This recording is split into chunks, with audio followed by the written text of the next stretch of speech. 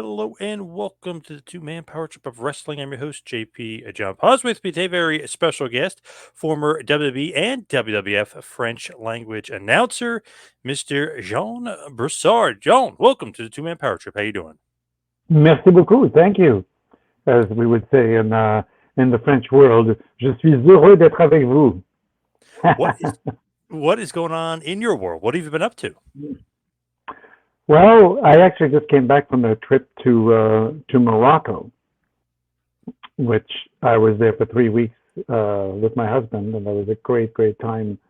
An immense discovery of a complete different culture and world and geography, and such an incredible people and place.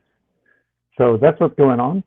Other than that, I spent, the SAG-AFTRA union and the Writers Guild were in on strike for a number of months, and I was very active in that.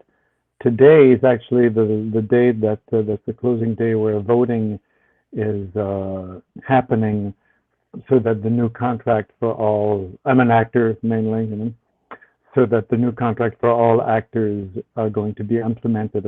All the things that we have fought for in the last few months, and that we actually got. So today is the last day that membership is voting, and I'm looking forward to that stop being listed so that we can all go back to work and enjoy new projects. That's where I'm at now. And were you acting and stuff before you got into wrestling, or did you do wrestling first, Yeah. then got into the acting? No, I always was an actor first, and singer and actor. I did some dance. I was in Boston with the Boston Ballet for a year when I was younger, and acting, and writing and singing has always been what I've been doing, and that's sort of how I got into being involved with wrestling. Actually, I can tell you that bit of the story.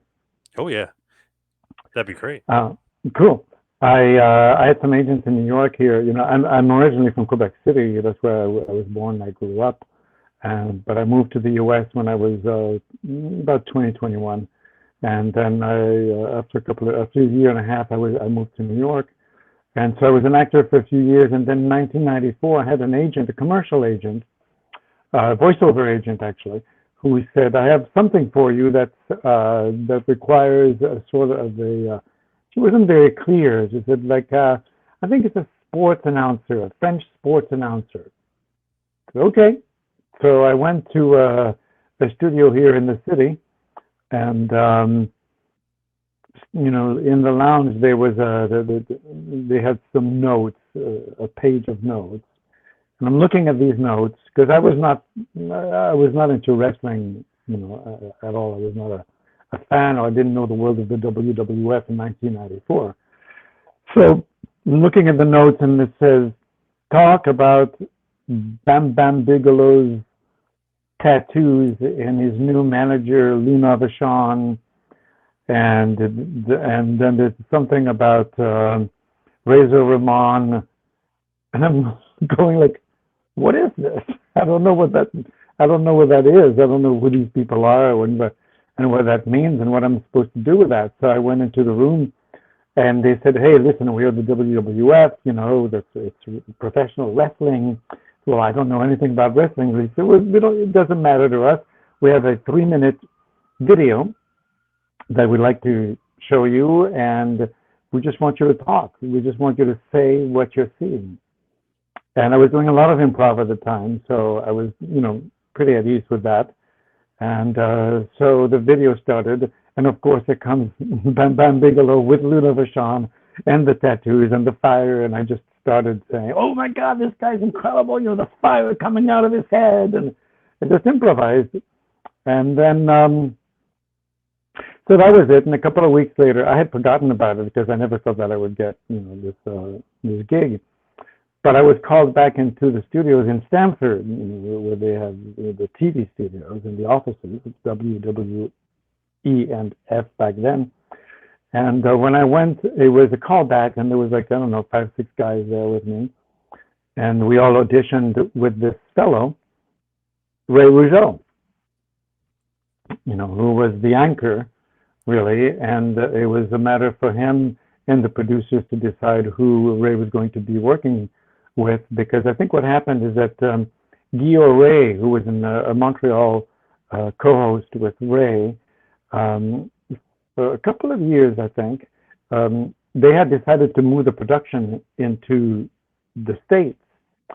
And Ray had, for some reason, had working papers, but Guy didn't. So they decided to look for somebody local who, they thought they might find with the New York pool of actors, and sportsmen perhaps, to find a French-speaking person. And they were looking for somebody from France um, to co-host, because the shows were being aired both in Quebec but also in Europe through Canal Plus for France and Belgium and Switzerland and some African countries. So they wanted to have a balance. But I'm not French, I'm French Canadian. But I've always thought, that I could do a good French accent and fool most people. But when I got in with Ray, I was like, this guy, is so Quebecois, and it's so hard for me to pretend to be French that it would never work. But we did the audition, and then a week later, I was called in. They said, listen, you're the guy for us. If you're interested, we'd love to work with you. And Ray wanted to work with me, so that's how it all started. It's amazing that you weren't even a fan. Like, you know what I mean? Like, you didn't really Yeah. know, but they like what you were doing. They like what you were saying. Well, what I really caught on very early is that it is tremendous theater. Wrestling, the whole arena, the ring itself is it's a stage. The characters are so big, and it's very allegorical. It's huge, and I realized, my God, I can do so much with this. And I was always, I became, I did all color commentary because I didn't know the moves. I didn't know how to call the moves. And Ray, of course, was excellent at that because I'm sure all the listeners and the fans know who Ray Rougeau is, of the fabulous Rougeau brothers. I actually listened to the podcast you did with Jacques last year, I think it was, which was really great. I really loved listening to Jacques and everything he had to say. But so yeah, I just committed to the partnership, and again, the rule of improv is always to listen more than you talk. So I always listened to Ray, and Ray was always very good at getting the ball rolling, pitching it to me, and I would pick it up and add some stuff and pitching it back to him. I mean, announcing and commentating with a partner is there are some specific skills. They're not the ones that you need to be using when you're when you're in the ring. Although there's in a way you could say there is, because wrestlers work with a partner, and although they may act as opponents and adversaries, they are a team, creating entertainment on stage as well, and they have to be listening to the other fellow and to be in touch with what they're doing on the other side.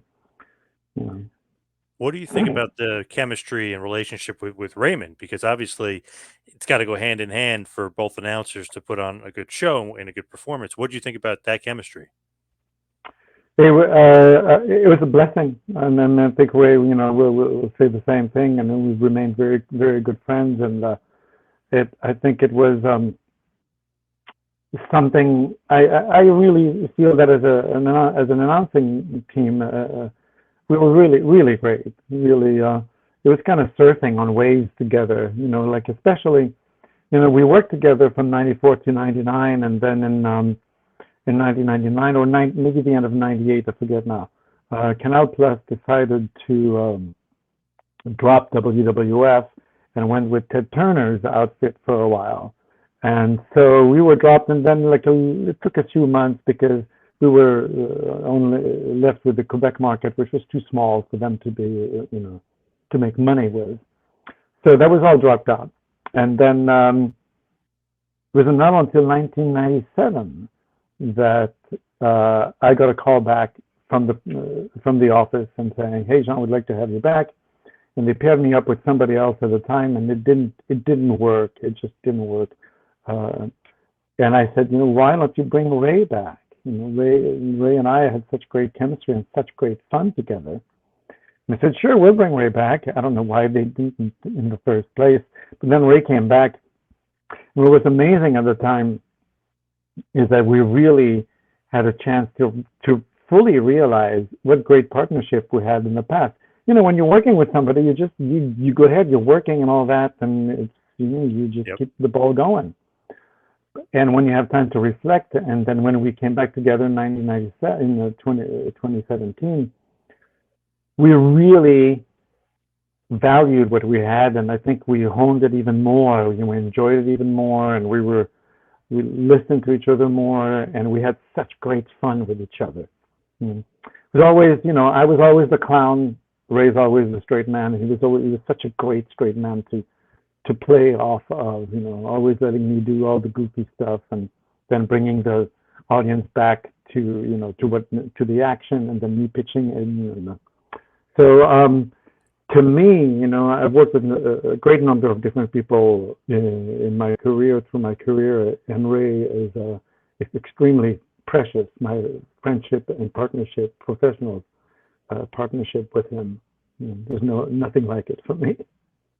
When they do like bring you guys back throughout the years, I think the last time you guys were together was not that long ago, right? I mean, so is that something you look forward to when they say, "Hey, why don't you guys come back?" I know it, right? It was 2017 or something like that. They kind of Yeah, brought you guys back. So is that a cool thing? Like, wow, we're coming back again, like another run. it was phenomenal, because in the first part, if in 1994 to 99, it was getting to a place for me where it felt like I don't know if this is really what I want to do in the with my career. And there was a couple of gigs that I lost because there was some conflicts with with the scheduling and everything. And I thought, I don't know, because at that time we did we did Raw and Superstars that we voiced every week, and then we did the pay-per-views where we traveled every month, not right from the beginning, but when we came back, it was only for the pay-per-view, so it was only once a month.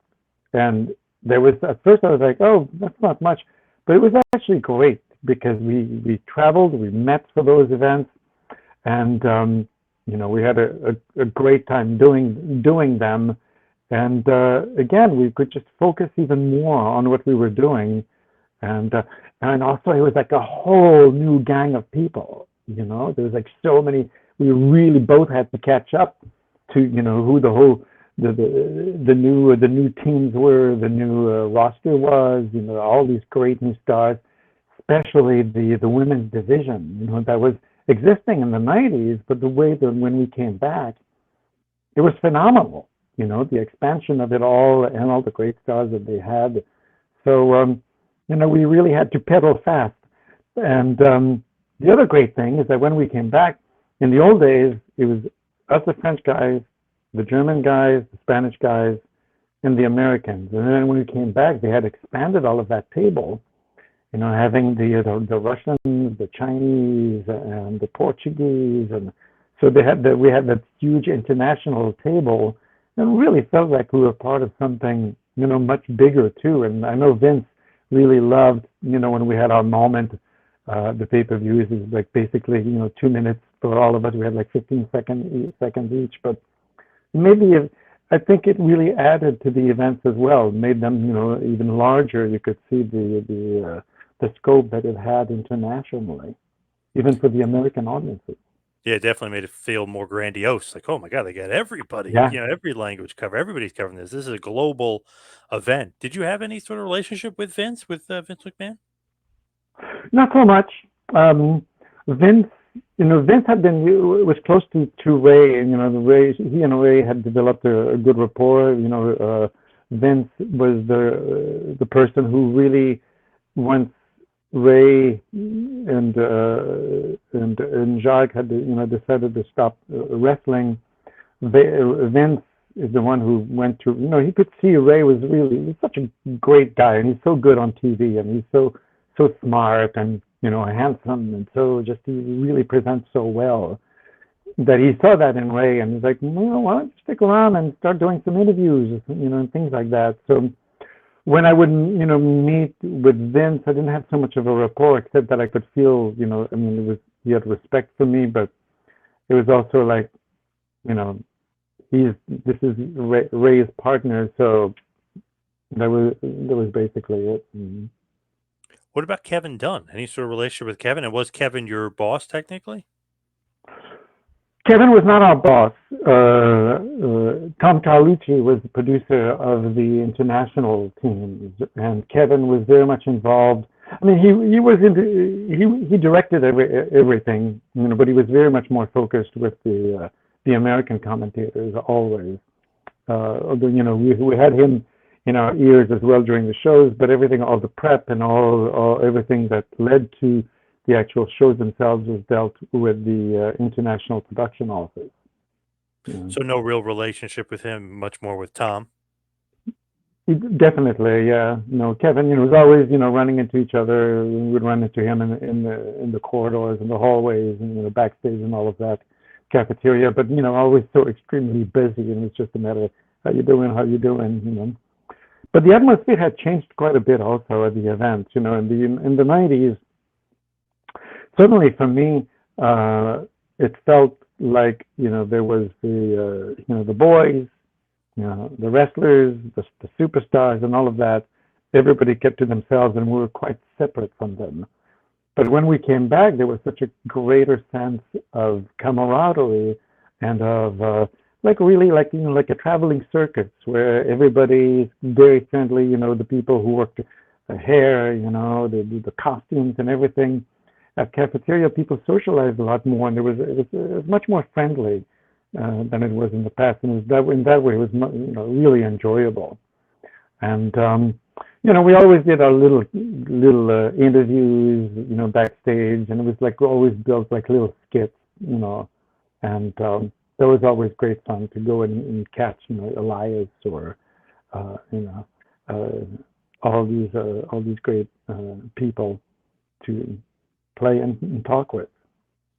Do you have some favorite shows, like some that stick out more than others? Like would WrestleMania stick out, or would it maybe be a smaller show that stuck out as just ones you enjoyed the most as far as announcing them? Well, they all kind of, we for some reason we never got to do WrestleMania in in the in the rings, in the stadiums, wherever they were. We always somehow, because of logistics and everything, and because at that time when we came back, there was a team from France that would come in that eventually I think replaced us, and then so we missed a lot of those events, But I always enjoyed doing like King of the Ring, those great matches, and oh my God, there were so many of them. There were so many new ones also when we came back. Um, but I don't know. I mean, it was always such a new event was always such a totally, you get to totally immerse yourself into what's going on and the stories that get developed. And I mean, the writers, of these shows, you don't think of the people who write those storylines, or that they are the arc that is being drawn over the course of a year. You just watch the shows and you just see things develop, and you just take them for granted, and you forget that they are incredible minds, teams of people actually weaving all that's going on, that's happening. And in May at that event, they already know that in October, they're just planting the seeds of what's going to happen later on in the year. And that I always marvel at the incredible levels of creativity and intelligence that goes on into this whole business, really. Would you say your favorite part of working there, and obviously, I mean, you were there for many, many years, but would it be Yeah. the working with Raymond? Was that the best part? Not so far as like, hey, we're covering wrestling, but just like working with him and being, being able to have fun and stuff with Raymond. Absolutely. And also, something that was completely different from the early part. In the 90s, there was no social media, you know? Once every couple of months, we'd get like a stack of letters, people had written, little notes, hey, keep going, you guys, we love you, we follow you, and all that. But then when we came back, of course, suddenly they're like, okay, well, we want you guys to be on social media and have, visibility there. And Ray's like, I'm not into that. I don't do that. And I was already on it, so I created the Facebook page, for my WWE page.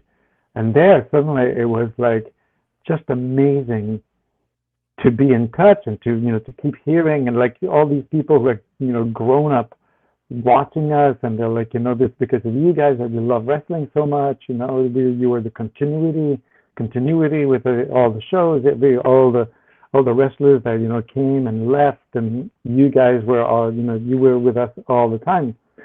And so when we came back, it was not only the pleasure of working together, but really being aware so much more of who we were entertaining and what we were doing it for, and the great dedication that each one of us had, and the pleasure to really give a great show for our fans who really deserve it, because the fans, they you do it for them, right? I mean, we all do it for the fans. The fans are the ones who are showing the passion, the love, their knowledge. They know their stuff. They know the history of everything, and everybody that's that's taking place. They can make connections to everything. So to me, and for Ray as well, I think a lot of it was honoring that. That you say, we have to give the best show, the best quality that we can. Why? Because they deserve it.